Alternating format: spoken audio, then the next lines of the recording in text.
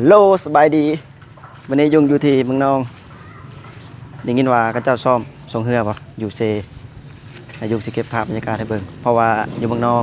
วันจันทร์อังคารนี้จะมีบุญส่งเรือเนาะใครอยู่ใกล้ๆก็อย่าลืมมาเที่ยวเด้อมาเจอกันเมื่องานไปเบิ่งวิว